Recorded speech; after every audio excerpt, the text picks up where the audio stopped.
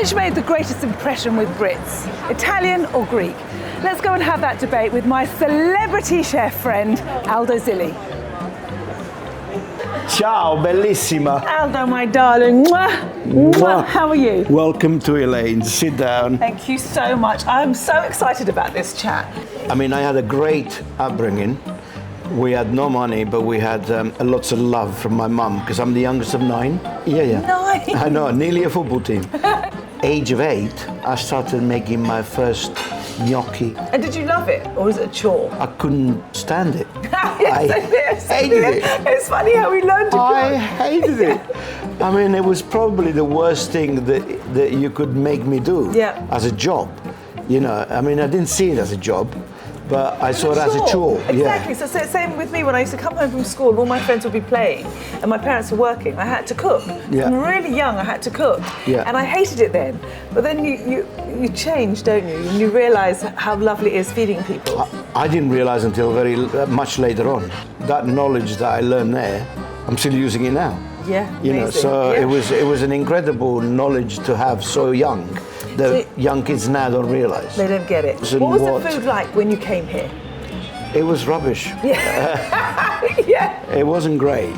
Now, Bar Italia was the only coffee shop that you can go and have an espresso. Yeah. And I remember vividly that they had a teaspoon attached to the bar, 1 teaspoon that everybody had to use to stir their coffee. Just to put the sugar in and use the water so they wouldn't nick it. Yes, 1 teaspoon. And nobody could nick it then. Yeah. Well, we're going to come back to the food, but what I'd like first are some of the craziest stories that happen in Soho. I know crazy things happen. Just give me one that's family friendly. There's loads of family friendly stories, but there's a lot of stories I can't tell you. Yes, I thought. That nobody really knows. Prince Edward got locked in my restaurant because I forgot that he was still there. So I locked the restaurant and I went downstairs to party with George's friends, George Michael's friends. And he was upstairs locked in the restaurant? And he was upstairs locked in the restaurant with his girlfriend, and he had to come downstairs and tap me on my shoulder and say, "Do you mind letting us out?" Oh my God, I've never been so embarrassed in my life. So I said, "Whatever you do, don't tell your mum." Yeah. Honestly, what a story. I worked in Dean Street for this guy, this Sicilian guy, for a while. Then when I left him, all the customers left. So he called me back. This is to cut it short.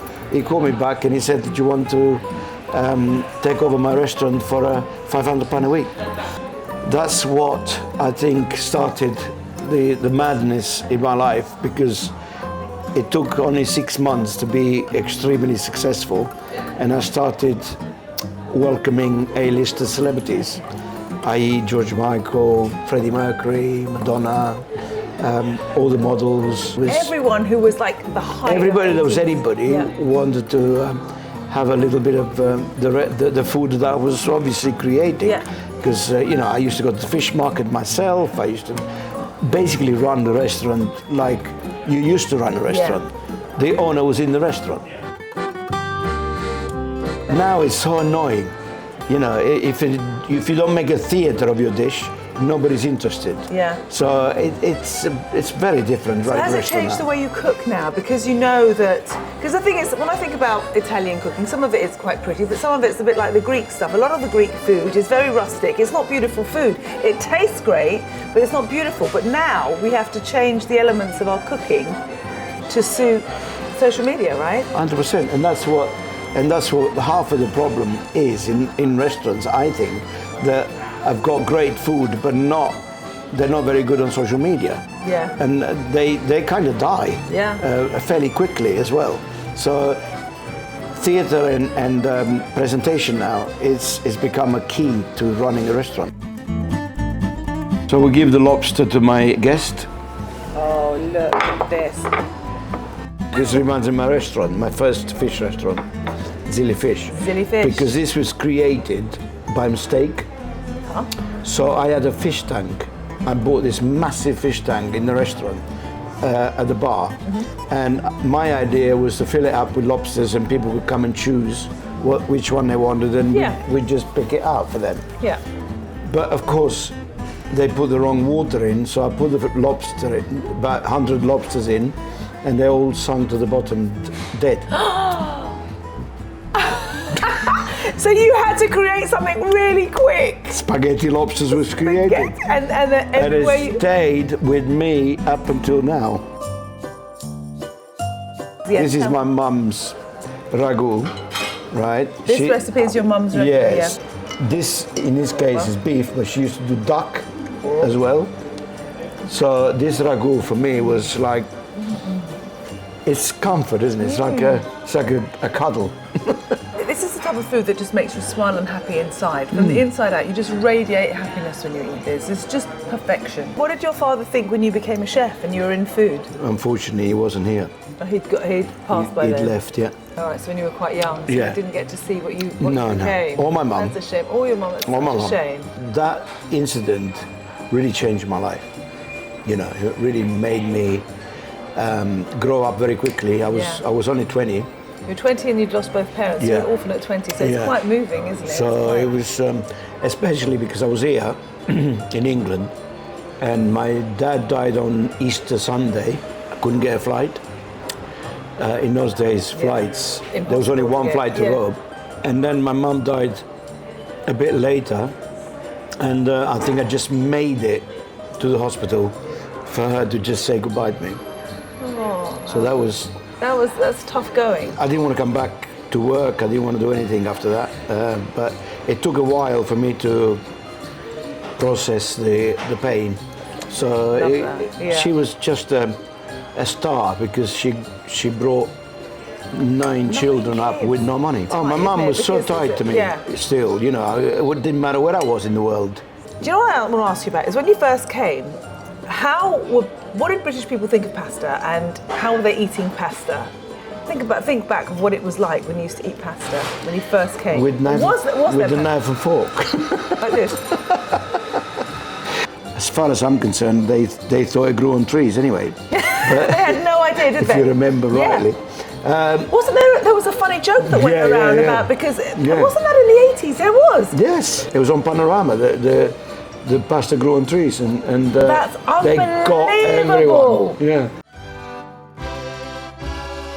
Okay, so what is the worst British food that you've had that you can't understand why British people ate it? I mean, I'll tell you mine from now.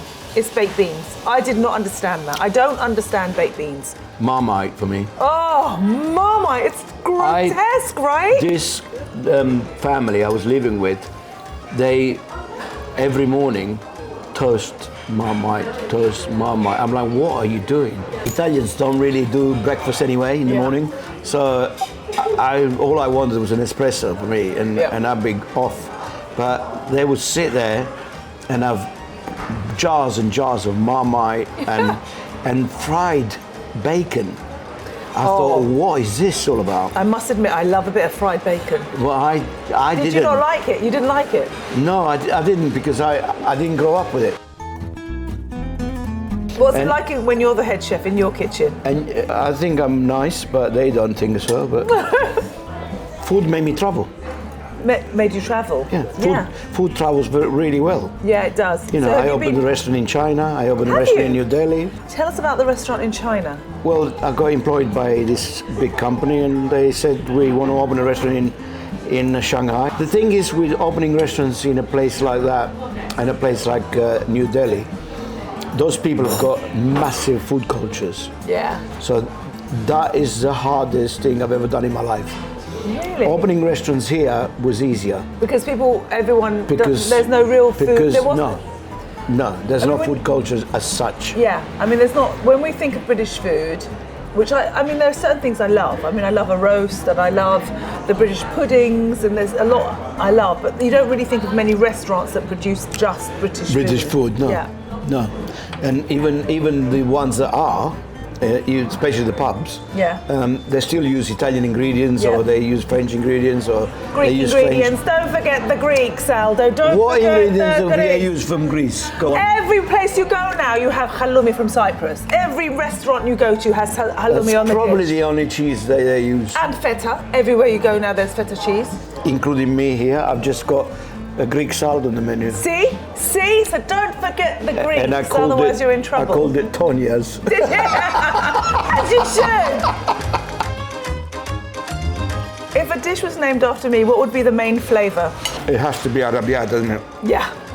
With a big kick. Oh my a spicy God. kick. It's got to be arrabbiata Yeah. with plenty of chili. Okay, I'll give you that one. I thought you were going to go, it's a puttanesca with all the, all the anchovies and whatever. I wouldn't be so ruthless and call you puttanesca. I know I had a bit of a rock and roll life.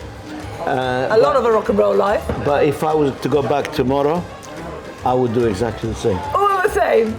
I love it. On that note, Aldo, thank you so much for having us. Anything. Not change a thing. I love that.